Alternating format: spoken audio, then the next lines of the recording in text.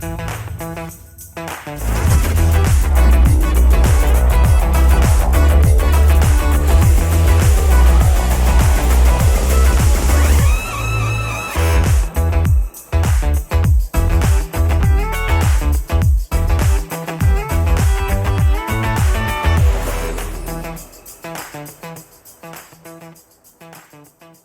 everyone to the GECT webinar on Effortless Workflow, Automated Support from Order to Report. I'm pleased to be able to be joined by Professor Tim Stikatovic of the University of Wisconsin-Madison. Dr. Stikatovic is extremely passionate about making sure that we have great standardization within CT workflow to ensure the best dose, image quality, and overall experience for patients going forward. Today, we're going to cover the current challenges within CT workflows and how technology can help to automate and simplify these challenges. After the presentation, there's going to be a Q&A session, and for any questions you may have that come up during the presentation, please enter them into the Engage tab within the platform itself. With that, I'm going to turn it over to Dr. Stikatovic. Thanks, Ty, for that introduction. Really excited to be speaking on this topic today. Here are my conflicts of interest. I think of note is that I get to the honor and privilege to work with so many different vendors. GE Healthcare, of course, is one of my main partners.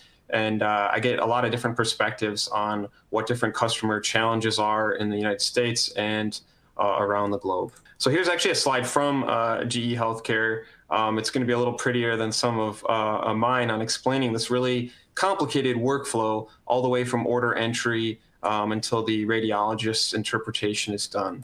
So today we're going to walk through that workflow piece by piece and talk about some of the challenges along the way. So we'll start with just the ordering provider, the physician, putting in an order for advanced imaging. You have to decide on what modality is it going to be. Is MR more appropriate than CT? If we're going to do CT, are we going to use contrast? Is it going to be a 2-phase exam or a 3-phase exam, etc.? Then that exam has to be scheduled and communications with the patient, right? So let's say if it's virtual colonoscopy, it might be important that patient needs to know how to do their bowel prep, go to the pharmacy before their exam and get those drugs they need for stool tagging. Then the schedule has to actually be made the day of, right? Someone at your hospital, if you've got more than one scanner, has to decide what specific resource we need to scan that patient with. That's highly non-trivial. Then the technologist has to associate a specific protocol on the scanner with the order that was given or the protocol. The scanner might be additional programming done for some of the patient or characteristics, their height and weight, etc. The contrast. So in contrast injectors, for those of you who don't know, they're very complicated. Some of them have their own protocol management systems on board to handle all the things like contrast injection rate and how much saline, if we're going to use a chaser, if there's any dilution going on, etc. We're going to talk, and I have some slides on this, about patient positioning, very critical to good image quality, coaching, right? So things like workflow, I can have the exact same scanner, exact same protocol, but if that exam is done in one case with good coaching on when the patient should breathe, and in one case bad, the quality can be all over the place. So there might be some fine tuning of acquisition parameters, maybe between phases. Maybe a good technologist realizes the patient was a little bigger than they thought or smaller. They might tune things up on the fly. We got to actually scan the patient, and then there's a ton of reformats and recons that we make, right? For us, for the human radiologist reader, we don't just give them one set of data. We slice and dice it different ways, different slice thicknesses. We might send that data to the post-processing, a 3D lab, so-called 3D lab, right, where we do things like make MIPS or volume rendered images for a surgeon so they can see little feeder vessels coming into the area they're going to operate on. We have to network all this, and usually it's not just going to one place, it's going to many. We're going to talk about that today and the challenges there. Then when it comes time for the radiologist to actually do the interpretation, we have to pick a study from that work list. There's cool solutions out there now to prioritize that so the radiologists can look at most important things first. It has to be billed. We're not going to talk too much about that today. That's a little outside my wheelhouse, but Most hospitals have a whole department somewhere, just focused on the billing. Hanging protocols, the radiologists, right? There's can be a lot of time wasted or spent, finding relevant priors, and then within that prior study, the right images to hang to compare for that current day study.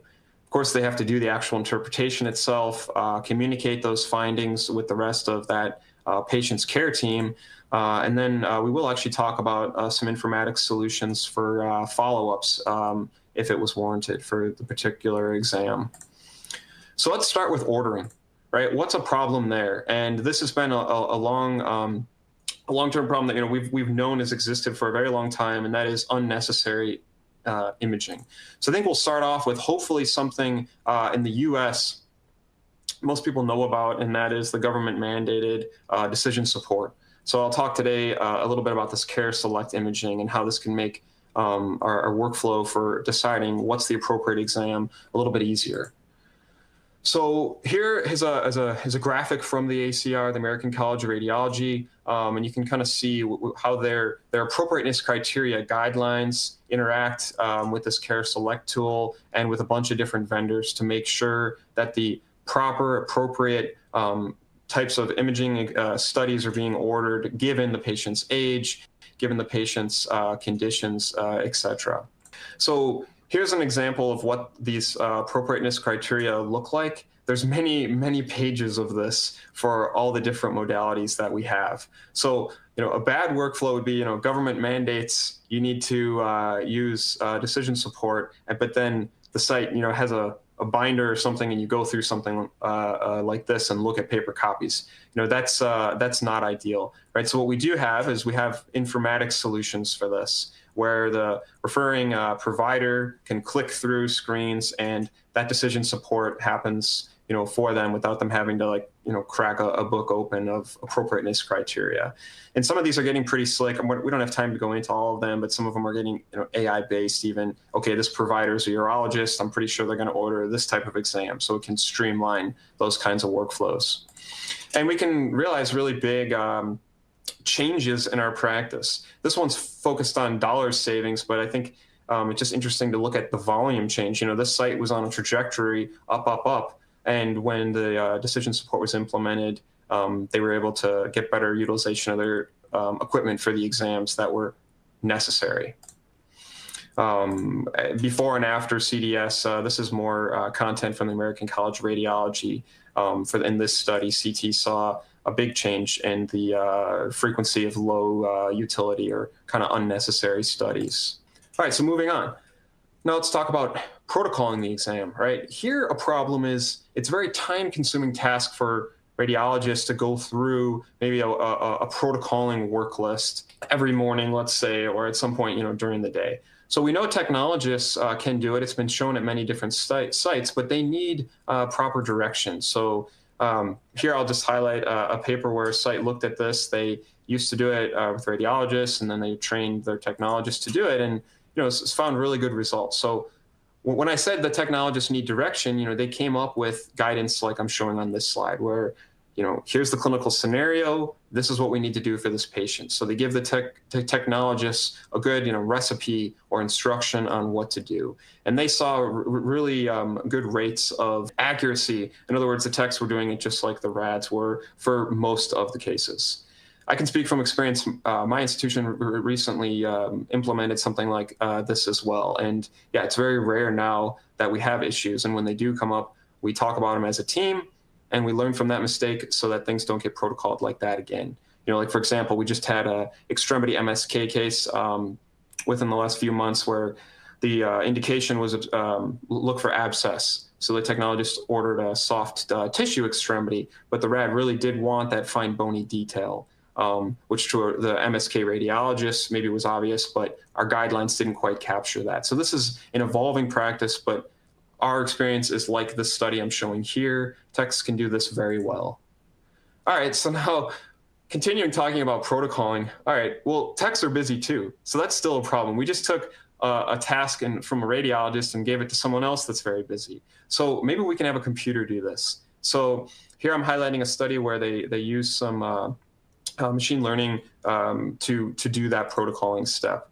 And there they showed pretty good results. So like the majority of the protocols, the computer could do it. You didn't need a radiologist or technologist human interaction, which I think is pretty neat. That leaves maybe those tricky cases for the tech or the rad, human to protocol for the site. And it's probably only a matter of time until these models get good enough to do that protocoling for those tricky cases as well.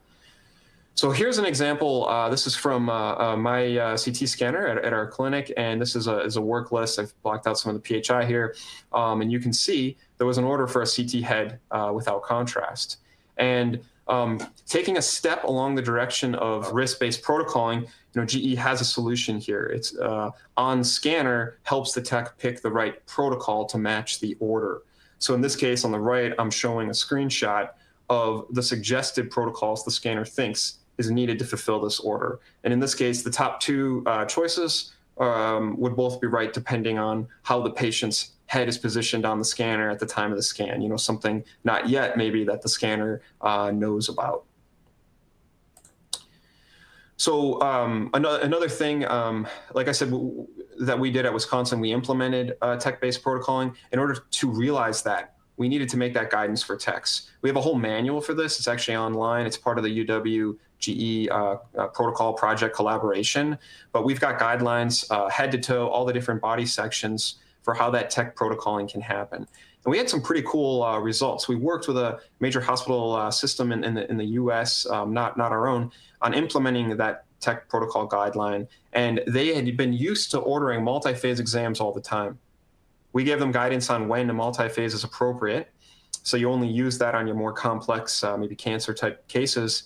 And they were able to reduce the number of multi-phase exams by a lot, and almost half their patient exposure, because they weren't doing these multi-phase unindicated exams all the time. Another savings I don't have a slide for, but it's really neat, is we also gave guidance on when to give oral contrast. Right? They had used to have all their patients arrive multiple hours early to get oral contrast, because we had better guidance for protocoling. They were able to have a lot of patients not have to arrive so early and sit in the waiting room when it wasn't indicated. All right, so let's go back and look at my very detailed here workflow from order to follow-up. Now we're going to kind of switch gears into a traditional like physics wheelhouse here of actually scanning the patient. So the first thing we'll talk about is setting up the exam. So a major problem here is the technologists often misposition the patients, and good positioning can be time consuming, right? So if techs are doing it really well, they're probably taking longer than a tech who's not really worrying about it. And if the tech's not worrying about it, we're going to have image quality issues. So I'll show some examples of some GE products that we've interacted with here at Wisconsin. And I'll also show some examples of what happens when image quality goes bad. So here's what I mean by that, if this is alien to positioning in the gantry. These are, let's see, scout views of a patient, and in blue is really where they need to be positioned, and in red is the center of the scanner, right? In CT, you can't just put the patient inside the bore. They need to be properly positioned in the center to have good image quality. So this is just different examples of poor positioning, and on the far right, good positioning. And you might wonder, okay, I don't know this is an issue at my institution, but it's definitely probably happening at your institution. At our institution, we've had multiple times with the techs talking about this, and this data, this plot on the left is from my institution. And by and large, most patients get positioned very well. The median of these distributions for small, medium, large are spot on. That's what I want. But we do have some outliers. Some of them might be a patient that's just has extreme like kyphotic back, or they might have like post-esophagectomy and they can't lie down flat. Sure, there are clinical reasons why we can't position well, but in some cases we're just off, and the tech might be busy, they might not realize it, and we have issues. Others have shown the same thing. I'm just showing a couple different plots that I found in the literature on the right. They look at both lateral positioning, left, right, and up and down. So we know it's happening in the clinic. So there's a tool from GE Auto Positioning where they have a 3D camera in room. Several vendors now have this here. I'm showing you the GE one where they can localize the patient for us on the couch, and then allow the operator to see that position of the patient, see where the isocenter is, up, down, left, right, etc. I'm also showing in the bottom right the different anatomical landmarks for the technologist to tell the scanner, where they want to landmark that patient. So tools like this is really cool. In the last few years now are really streamlining that technologist workflow and mitigating bad positioning issues. Here's another screenshot. So if you don't have that fancy 3D camera, some of the newer scanners out there, just based on the CT localizer radiographs or scouts for GE, they can tell the technologist when there's an issue with patient positioning. All right, so what is patient positioning when it's not done well? What happens? Here's an example from a PED case that happened a number of years ago that really got me interested in this and started publishing and researching it. This case on the right, this PED was positioned very low, and you can see there's a big change in the liver attenuation. That's totally not pathological. It's just due to beam hardening and issues with patient positioning. Also, the noise varied by a factor of 2 anterior, posterior in this patient. And we did a phantom study with different positioning amounts, and we're able to show that you can have CT number changes just due to positioning on the order of 20 Hounsfield units. So if you're doing some sort of follow-up on a lesion, the positioning inside the CT scanner can have a really big effect on say, that lesion's CT number. Or if you have an AI algorithm that needs a reliable CT number, now we have to worry about positioning. If you're an MSK rad or a tech, you should always make sure that extremity is in isocenter as close as possible, because you have a huge degradation of spatial resolution as you move far and far away from the center of the CT scanner. There I'm showing the same bone fragment image at the center, and then 16 centimeters up and 16 centimeters down. 16 centimeters is not a lot inside of a CT scanner, but it can degrade resolution a lot. I think if you're doing a little bit of like an in-service for your tech pool, if you're an MSK rad, say, listening to this, or an administrator, and you wanna get better quality out of the techs, it's pretty cool. I just threw a ruler, a really long ruler, across the whole scanner board and imaged it, and you can see that ruler, which has uniform thickness, I know, across its whole width, when it gets to the edge of the field of view, you can see it's much fatter than when it's at the center, and that's what's happening to those fine bony detail. It's getting all blurred out towards the edge of the scanner. So other things with setting up the exam. Technologists may miss important anatomy. Okay, so we have something at Wisconsin we call extension repeats, which is the tech does the scan, but in this case, maybe they miss the base of the lung. They come back and they hit it again. It also happens commonly at the top of the head, where the technologist doesn't scan superior enough, and they have to come back and do a little bit of a tack on or an extension scan. We've been looking at this at Wisconsin the last few years. We've published some papers on looking at repeat rates. So I know how often this happens, and it's not like it's happening once a month.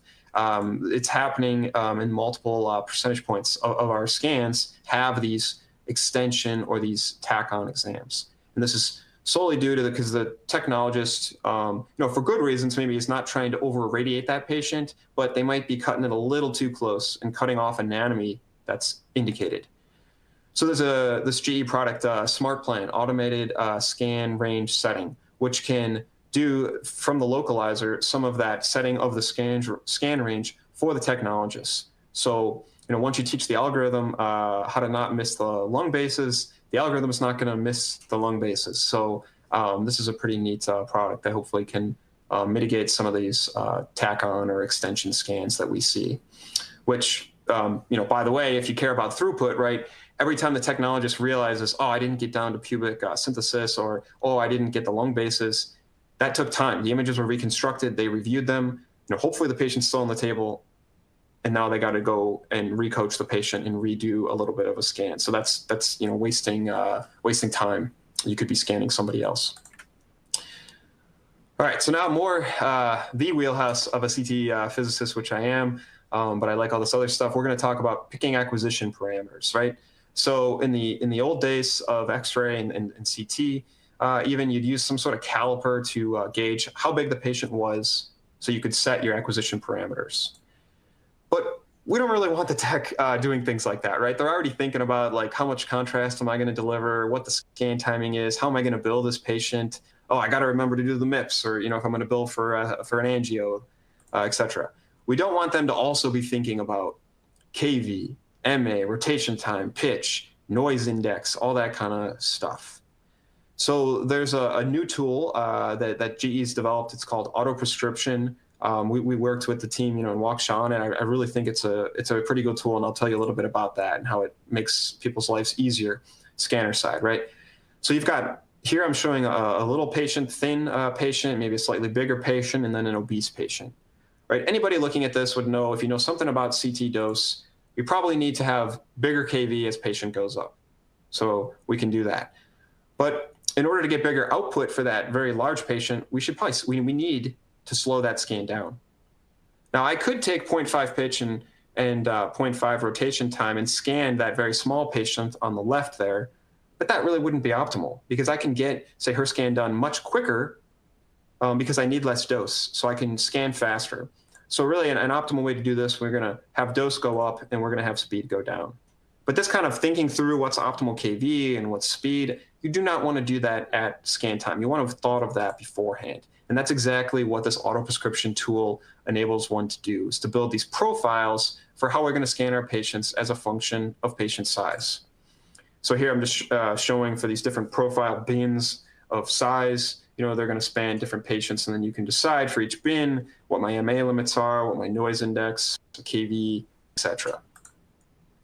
So for me at Wisconsin, and probably for a lot of you, this would simplify your life, right? Because on scanners that I don't have this tool, we're managing dozens and dozens of different sets of acquisition parameters for each indication and patient size, etc.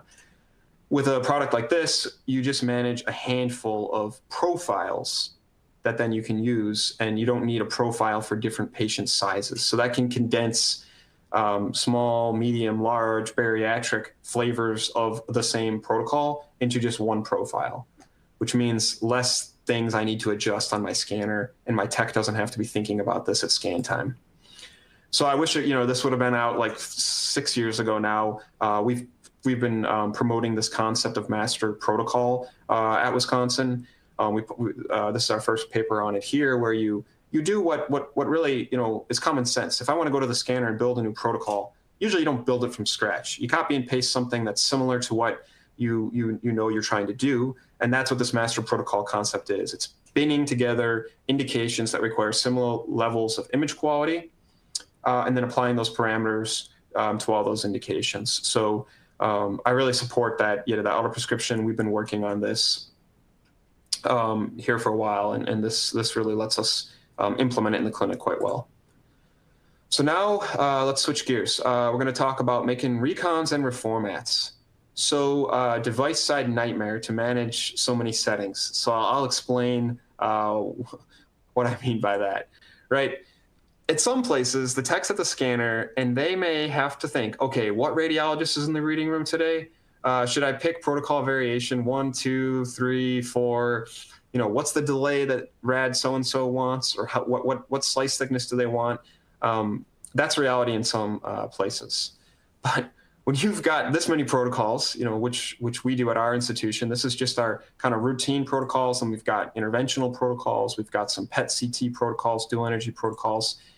That's a nightmare to try to manage all of those different settings.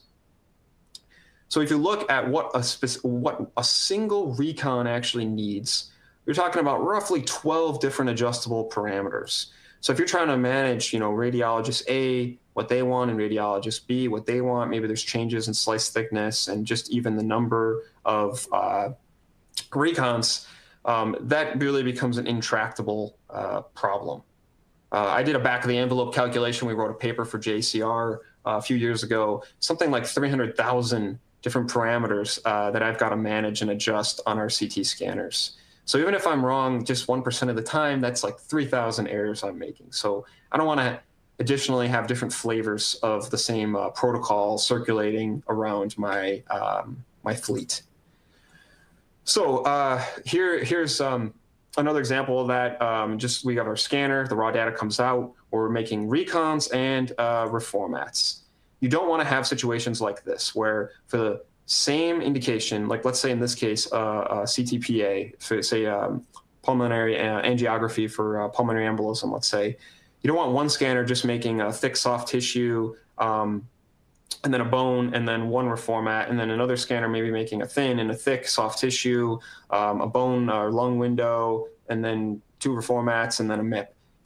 Because if that patient comes back, now in their prior jacket, you've got non-uniformity, and it's that's not good, because you can't make direct image-to-image comparison. If you see something changing inside that patient, you got to start wondering, all right, I don't have exactly the same recon in my prior, but I'm pretty sure, it's an actual change, maybe due to pathology or a healing process. We don't want to have our radiologists making those kind of determinations. We want exactly the same prior, so they can compare same slice thickness to what they're seeing on their present study. So one solution to this that we have at our institution, we've got really robust documentation for our CT protocols. And I have the GE meatball on there with the UW logo, because there's a partnership that we have with GE, where we disseminate these really detailed protocols to GE customers so that they can experience the kind of uniformity in their practice that we have. So I'll show you a little bit more about what a protocol in our book is and how it mitigates some of these issues with not having the same images in your prior folder. So here I'm just showing all the different fields that we consider essential, and I think some of the most important ones are just what recons are made and what their recon parameters are. And that lives within an ecosystem. The protocols themselves form kind of the center of this ecosystem, but for a lot of what I'll be talking about today, having robust policies, practices in place and documented is going to make everyone's life easier, right? You don't make CT practice changes by sending out memos or emails. That's not good, because not everyone's going to be in the loop. So how we do it at Wisconsin, if we're going to make a practice policy change, et cetera, it's going to go into some documentation that we're going to disseminate out to everyone. So in this ecosystem, protocol is at its center. And then we've got other things on here. I'm not going to go into all of them, but one of them is like that protocoling guidance for our technologists. That's in the middle at the bottom here, for example. All right, so now let's move on to another post-processing problem, and that is too many network locations and recons to manage. All right, so I'll unpack what I mean by that. All right, if we go back to this diagram I showed earlier, where we've got the scanner raw data going to a recon engine, we can easily have hundreds of different networking locations that need to be programmed per scanner. All right, we've got our radiologist down here in the corner. She wants to interpret those base images, so we need network push for all those. So we may have them set up to auto send directly to PACS, so she can interpret those images. The technologist may also highlight those recons, right, and automatically push them. All right, so far you're saying, okay, that's fine. I'm just sending things to PACS. This is not that complicated. But if your practice is anything like mine, you are onboarding a new partner, post-processing vendor every 6 months or so. We've got a whole bunch. I'll talk a little bit about them. And each one of them is going to need images. And they're going to need images from specific studies at your institution and specific recons. So you've either got to have those pre-programmed in, or you've got to have really clear guidance on what recons from what indications or what protocols need to go to what AI vendor, let's say. That is a lot to manage, and you're really inviting some problems here if you're not taking an active, attempt at managing that. So our experience, and my experience, for example, we're using AI Doc, River Rain, MaxQ, HeartFlow, Schema View. Some of you may have heard of some of these. All these vendors need different images from different protocols, and some of them even require special slice thicknesses or different recon filters that we don't normally use for radiologist interpretation. So it's a lot of extra work, to manage all of these things. So here's what I mean. This is a screenshot of for one of our AI vendors, where we had some instructions for the techs on what series go where, and I just highlighted in red, some of these pain points. Some of the things the AI vendor wants are things our rads had not previously used for the human interpretation. So let's keep talking about this problem of too many network locations and recons to manage. The first, we talked about a manual way to do it, where I said a technologist would manually push them, or you'd have auto send set up. What about a DICOM router? For those of you that don't know what it is, it's basically like a magic device that you can push all your data from a modality to it, or it can interact with your PACS itself. And it has some rules. And it says, okay, is this a CT study? Is the orderable contain X, Y, or Z? Okay, I'm going to send all of these studies to this AI vendor. And it does all of that for you.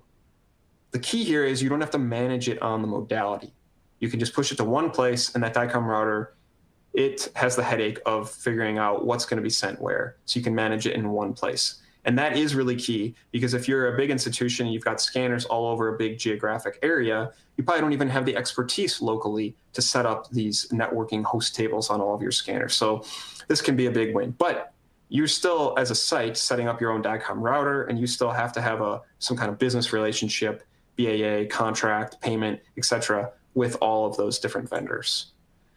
So now I'll talk about some solutions that are even better than a DICOM router. So GE has this product called Edison Open AI Orchestrator. I don't have personal experience with it, but I've talked to the folks that are behind it and read the white paper, so I'll talk a little bit about it, because it would solve a lot of the pain points that I experience now as a clinical person. So what the AI orchestrator does is it handles those data flow relationships for you. So it's kind of like a DICOM router, but one that it's going to handle where and what needs to get sent, and it's going to handle all the contracts that need to go into place, the BAAs, et cetera. So it takes a lot of the headache and a lot of those pain points away from sites. And I think solutions like this are only going to become more and more popular as people onboard more and more of these post-processing and AI type solutions, like is happening, for example, at my institution.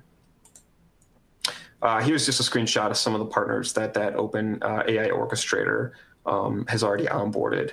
This is actually old, as of 2018. So I know there's even more than this. All right, so moving on to post-processing and recon. All right, so here's a problem, right? It comes time to quote out a new scanner, and this is a problem that anyone who's gone through that process should be facing, or at least you should be thinking about this, maybe unless you have unlimited budget. But do I want to buy all the fancy bell and whistle options for every scanner in my fleet? Well, if we want something that just can do bread and butter imaging, maybe we can get away with spending a few $100,000. That can be like a workhorse scanner for, with contrast enhanced heads and abdomens, chests, etc. But if you want to start doing something a little more fancy, maybe you want to do cardiac, or you want an interventional program, you might have to spend a little bit more money, get a next line up scanner, or maybe buy some fancy add-ons for that lower level scanner. Kind of all the way up to, if we shell out more money, we can get a premium scanner that may come standard with a lot of the options to allow us to do perfusion and cardiac intervention, et cetera. So somewhere, in this space, from on the low end workhorse to a fully loaded scanner is probably where we want to be. But we don't want every scanner usually in our fleet to be fully loaded with all the options. And I'll just give you a simple example, right? You probably don't need intervention modes on every one of your scanners, because you're not going to be doing interventions on every single scanner in your fleet, at the same time. Of course not. So what Smart Subscription allows you to do, it's kind of like a cloud-based way to not have to associate a single scanner with one of these advanced options. So you can get full capabilities on all the scanners in your fleet without, like I said, having to have that option or feature associated with a single scanner, which is nice, because when it comes time to quote out these scanners, we don't have to worry about maybe how our practice is going to look like next year or 2 years down the road. We always know we're going to have metal artifact reduction, across the board. One problem with this, though, it's not going to work with another vendor, right? And it may not work with all the scanner models from a given vendor, a product like Smart Subscription. So I think that's where we can go back to that, like OpenAI Orchestra solution can come in. We can have solutions like that so that we can have full capabilities on all the scanners in our fleet through different pathways. So through third-party type pathways, relying on a vendor, say like in this example, like GE, to do that orchestration for us, and or using tools or products like smart subscription. Okay, so we're rounding the bend now towards the latter part of the talk here. And now I'm out of my wheelhouse of physics, but we're just going to briefly touch on some of the things involved with interpretation and communicating findings, follow-ups, etc. So we'll start with the easy one, I think, from an informatics perspective, this communicating follow-ups. Right, so this is a real important thing, right? If you get an x-ray of something, you look okay, but there's something suspicious, radiologist may make a note. Okay, I recommend a follow-up of this type of modality, et cetera, in this amount of time. And how does our healthcare system ensure that follow-up actually happens, right? Are we going to rely on, the patient to advocate for themselves? They're going to read that and then know, okay, I better call up my doctor in 6 months and make sure this is happening. We don't want to rely on that. We want an informatics or a solution to do that. I know at my own institution, we had someone, a human being, read through reports, mark these, track them, and follow up with patients to make sure these things were getting done. And unfortunately, there's research out there that shows that, there are socioeconomic differences in how often these follow-ups are happening. But there's also really cool things out there, people working on effortless informatics type solutions that can track and make these follow-ups happen. So when we come to interpretation, some of the pain points there, right? There are just some measurements that are really time consuming, like calculating the volume of things or labeling vertebrae, things like that. There's also other metrics that just simply cannot be calculated by humans, right? I'm a physicist, but I can't do, computational fluid dynamics in my head to get an FFR metric or cerebral blood volume, et cetera. So we rely on solutions to do those types of things for the physician to help them with their interpretation. So I'm not going to go into all of these in detail. These are all different, GE products to help do the things I just talked about on the last slide. But there's a lot of those kind of tools out there. All right, so now we've gone through that whole path, and we need to talk about something important that I haven't discussed yet, which is analytics. Right, so you've gotten a patient from order to follow-up even. Right? You want to look at something like, okay, how efficient was that? And I think here, I've looked at this. We've published many papers on different workflow analysis. I find it's really easy a lot of times to calculate a metric, right? But it's really hard to implement some kind of change based on that metric, right? You can look at turnaround times, or you can look at volume in a given day. Those are relatively simple things to calculate. A few database queries and a few adding and subtraction, multiplication, et cetera. But how do we implement change based on that? Right. So some of the challenges here are sites like mine, we can develop tools, but they may not always be implementable on an enterprise scale. They may not be robust. Companies that partner with specific sites, they're going to solve a solution, probably, right? If they're engaged, they're good partners, they're going to get a good solution, but it may not be portable to another site because it may rely on a certain type of data input. And also many sites, they might not have the on-site expertise or time to wade through their data for quality improvement projects. And I think this one is probably the hardest thing to solve. And that is, myself included, because I publish on and define and create metrics for radiology space, and many companies do.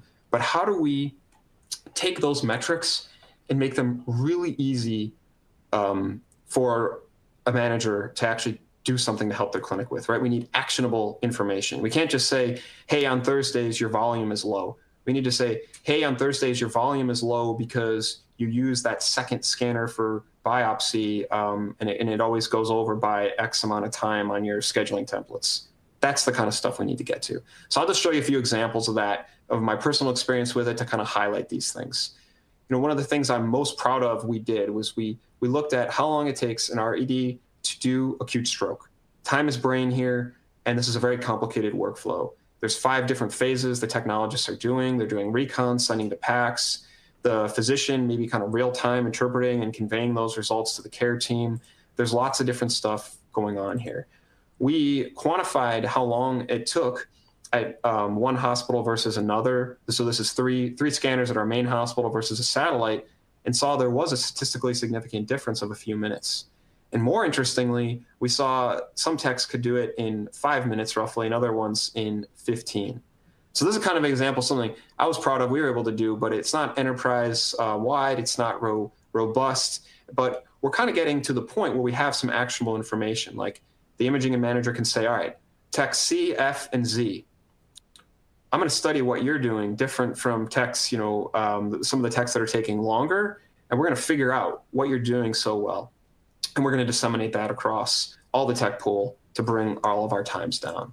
So other sources of data that might be easy to have access to, but the actionable information piece is hard. So here's some data looking at throughput.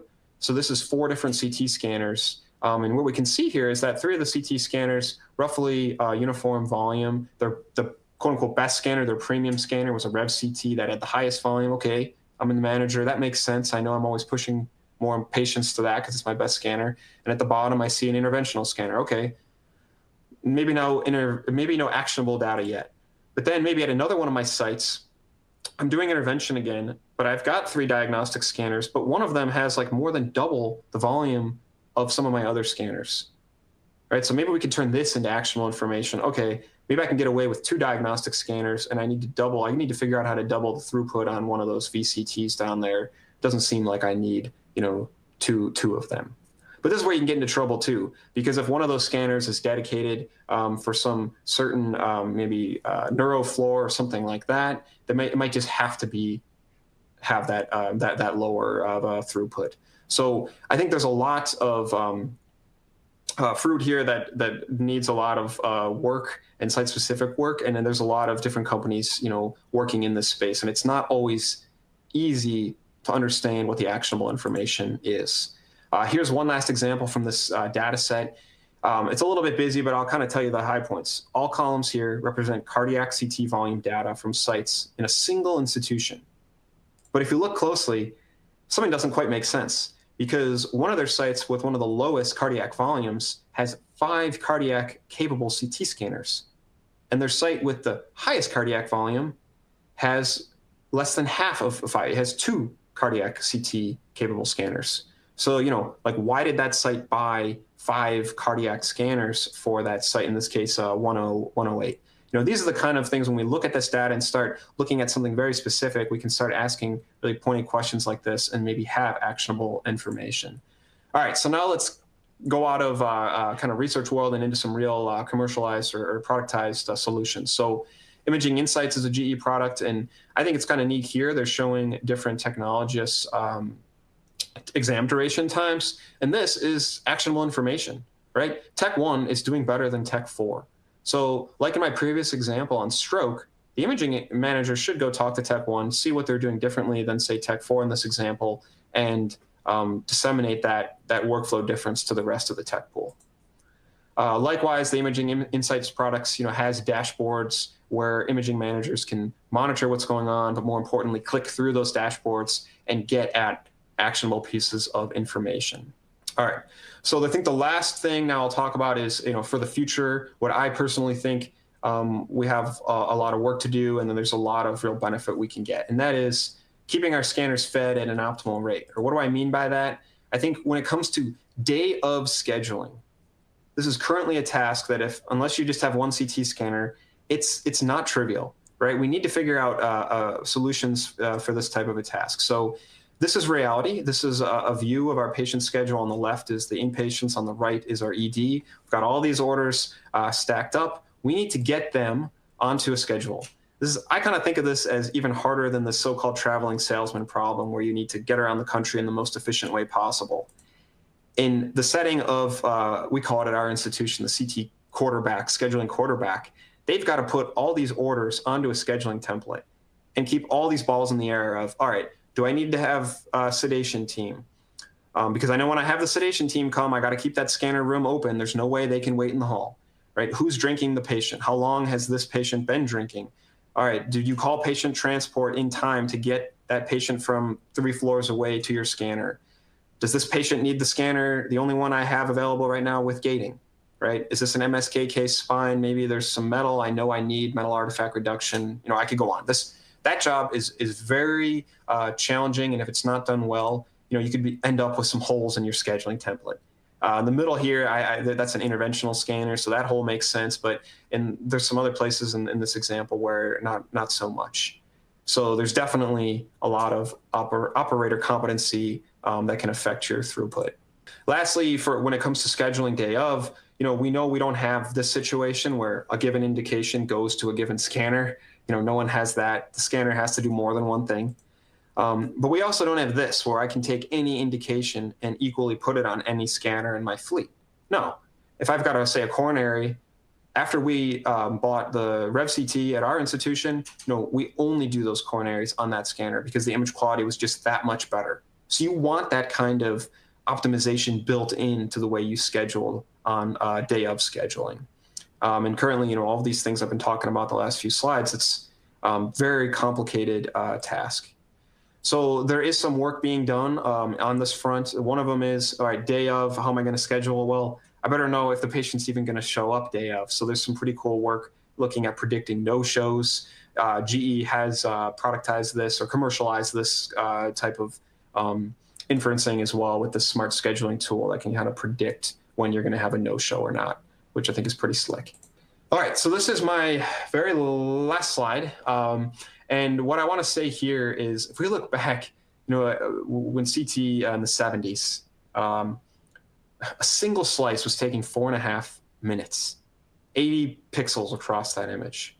Now we can scan an entire abdomen pelvis in less than a second, using dual energy mode, say, with 1,000 pixels, much better image quality. So I kind of view a lot of these workflow solutions, we're kind of still in our infancy. And I think it's really exciting future for a lot of these workflow solutions. Hopefully we see a big an improvement in them as we saw in image quality in general in CT over the next few decades. So with that, I thank you for your attention. Please use the Engage tab to engage with us, and I'd love to have some great Q&A. Thank you, Tim. With that, we're going to move on to our Q&A section today. For those of you that had questions and haven't answered them or asked them so far, remember there's the Engage tab on the application. So please go forward and submit your questions there, and we'll make sure to get those addressed today, time permitting. With that, we're going to move on to the Q&A with Professor Stikatovich. And the first one that's coming in right now is, Tim, from your personal experience, what is the main benefit you're seeing from these workflow tools at your site? Yeah, thanks, Ty. Thanks again, GE, for giving me this platform to share my thoughts and perspective on all this. And yeah, we'll kick it off with that first question. So I don't know. I think the biggest benefit is you can let the clinical folks focus on the clinical stuff, on the patient. So I'll just give a little anecdote. I spend a lot of time around the CT scanners, and sometimes there's some tricky situation on the scanner with a very big patient or very little patient, or some kind of new protocol a radiologist wants to try out, and they'll ask me right on the spot, like, how should we set this up? And I'm an expert trained in CT physics. I don't want to make those decisions on the spot. And for some sites, asking a technologist, say, to make those kinds of calls on KV and timing delays for multi-phase protocols, et cetera, I think that's putting a lot of burden on them, that we have tools now, like I talked about today, that we can take that burden away from them, like that auto prescription tool, or just having pre-built protocols already on your scanner. So I think that's some of the biggest benefits for workflow. That example I just gave was for techs, but of course we have the same things downstream from the exam itself, like on mitigating the need for techs to take a lot of time, these very labor-intensive measurements for heart implants, and same thing for the rads to take a lot of labeling or measurements they might take. If we can automate all these things, the rads can focus on the patient and interpretation, the techs can focus on the patient scanner side. Great. Thank you, Tim. Next question coming in. Is there a common theme of what you're looking for in these AI solutions, what you expect them to deliver? Yeah, good question. I kind of think of this as a lot of these solutions, if you look at where they're made or how they're made, there's sites that are like, say, key opinion leader type sites where they've got a lot of extra FTE put towards solving these problems. And a company comes in and it figures out a way to distill that knowledge or expertise and then disseminate it to everyone, through the productization. So I think that's a common theme, is that where all of these workflow type tools are taking kind of best practice in a given facet of that workflow and productizing it so that everyone can benefit from it. So I think that's a common theme. It's not just about making our lives easier. I think that maybe that answer's too easy. I think it's about going out there and finding the best ways to tackle some of these problems, and then disseminating that to everyone to make our workflows easier, life easier. Great, perfect. Next one coming in, Tim, is what solution has the biggest impact on dose? Yeah, this is a good question, and I think out of everything I've done as a physicist, let's say, for dose optimization, some of the biggest impacts on dose in my career that I've seen have had nothing to do really with CT physics, and I'll give an example of that, because I know a lot of people on the call really care about dose, right? So if you remember that I showed that slide where we gave new advice to a site on how to protocol its abdominal pelvis scans. And we were able, because of that, to reduce greatly the number of multi-phase protocols that site was using. So simply by just giving new guidance on, patient comes in with indication, A, B, C, D, they get a multi-phase protocol, but if they come in with indication X, Y, Z, they're going to get a single phase. So simply by providing that, we were able to reduce the dose almost by a factor of 2 on average for all their abdomen scans, which is really neat, right? Because before that guidance, the techs were doing protocoling and they were afraid if they don't do enough phases, they're going to get in trouble. And if they weren't getting the guidance they needed to make that decision, of course they're going to opt towards, well, I'm going to do more. More is better. More doesn't get me in trouble. More is always going to answer the clinical question. So simply providing extra guidance there, we did it in the form of a booklet, mitigated that problem. And now we see all these solutions like I talked about, where that booklet approach is being productized in a more slick kind of informatics type format, where we've got some fancy tool that can go query EMR, query risks, look up what that patient needs for imaging, and make a more informed decision on how many phases are needed without a human having to look it up in a booklet. So I think that's a big one for dose. I think one other quick one is just look. I showed you that repeat rate. I talked about the TAC or add-ons, but there's other combinations of text and protocol and specific protocols where they're not just repeating a little chunk at the end of exam, they're repeating the entire exam. So that's one area I'm happy. We can go look in our data and find specific combinations of text, protocols, and scanners where repeat rates are more likely, and then have a really targeted approach to minimize those repeats. And that's, when we're talking about dose reduction, that's mitigating a whole unneeded scan. Great, perfect. Next question coming in. Our site doesn't use a large volume of protocols. What are the benefits of some of the protocoling solutions and tools for a site like us? Yeah, I understand where this question's coming from, because I showed that screenshot. We've got hundreds of protocols on one scanner, on each scanner in our site. And there's other sites out there that are like, whoa, I put all my protocols in one section of the protocol manager on my scanner. I've got 12 protocols or a couple dozen protocols. Like, there's no way I need that many. So I think the benefit. So if you're going to buy, go shell out over $1 million for CT scanner, right, that has all of these advanced options to take into account specific patient heart rates and things like that, you should be utilizing those. So one way I see that is you can utilize them with a solution like that UW protocol I showed you, where someone else has turned on the bells and whistles for the needed different indications and patient presentations for you. You can use a tool I didn't talk about. That's that cloud-based protocol sharing that GE has, where you can share protocols between different institutions, maybe that you're not even affiliated with. That's one way to take advantage of some of these bell and whistle options and do better for your patients by having more protocols. But I think we're heading towards a direction that's kind of cool, and I like it from a management perspective, and that is I've got hundreds and hundreds of protocols because I tune them for patient size, for presentation of the patient too. Do they have metal or not? What's their heart rate? I have to make different flavors of the protocol for these different things. But now we're having more tools on our scanner, like auto prescription that I talked about, or I didn't talk about this one, but we have this cardiac assist functionality on our Rev and Apex type scanners.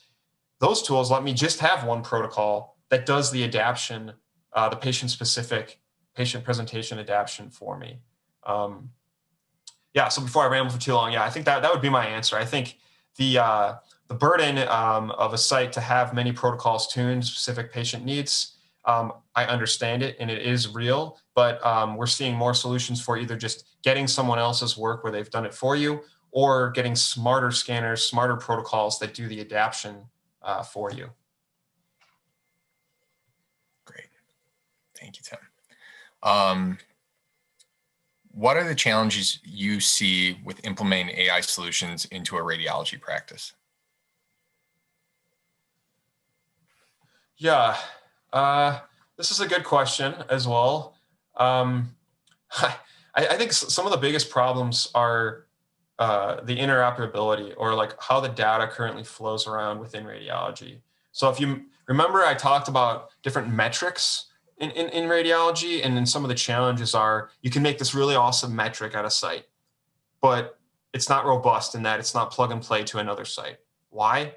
Because I don't think it's an exaggeration to say that every single site in the world has a unique environment for how they archive images, what PACS vendor they have, what RIS vendor, what EMR vendor, what scanners they have, how their IS teams set up all their firewalls and data flow, what vendors they have locally within their firewall, within their, on their own server farms or whatever. And then, who's using the, Amazon cloud to talk to some third-party processing vendor. That's always going to be unique. So I think a real challenge here is going to be, if you're a vendor, AI vendor, and you need to talk to EMR, you need to talk to RIS, you need to get data from the scanner, you need to put it on, put the result of whatever you do into the radiologist's, reading list on PACS. Doing all of those types of connections is going to be hard and different at every site that you want to be implemented at. So I think this interoperability, or this quilt, what have I called it recently? IT quilting that we see in radiology practices around the world, that's going to be, I think, the major challenge to implementing some of these solutions. Got it. And Tim, I think we're going to take one more question here. I believe this is related to the analytics section. Based on your experience, where would you start looking at optimizing your techs, your equipment, and your radiology practice overall? So techs will like me for this answer. I would start by talking to the techs. I cannot tell you how many sites I've been to where the techs and the rads are on totally different levels about what they think priorities are in emergent settings, about how they think exams need to go in the bread and butter routine settings. The rads might not have, a real appreciation because they don't understand the tech workflow, and then vice versa.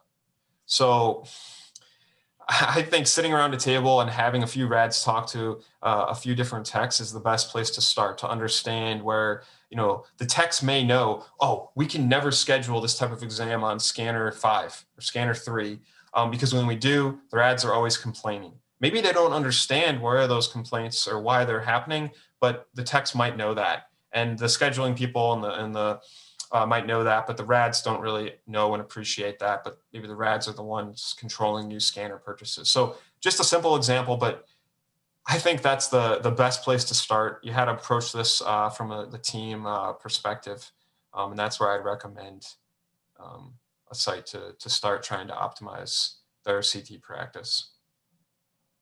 Perfect. All right. Thank you, Tim. So we're going to conclude today's program with that. So thank you again to Professor Tim Stikatovich for the great talk and helping to answer our audience's questions here at the end. Really appreciate your time with that. If you'd like to learn more about GE's digital or AI solutions, you can navigate back to the lobby and then to either the What's New section or the CT section, as well as Healthcare IT to look and go through other information that's available from those sites. But also, if you want to speak to a GE specialist about specifically how you could integrate some of these solutions into your imaging department, there's a request a meeting button at the bottom of your screen that you can click and fill out the form, and you'll set up a meeting then with one of our GE representatives. So again, thank you everybody for attending. Thank you to Professor Stikatovich, and really appreciate your interest in our workflow solutions at GE Healthcare.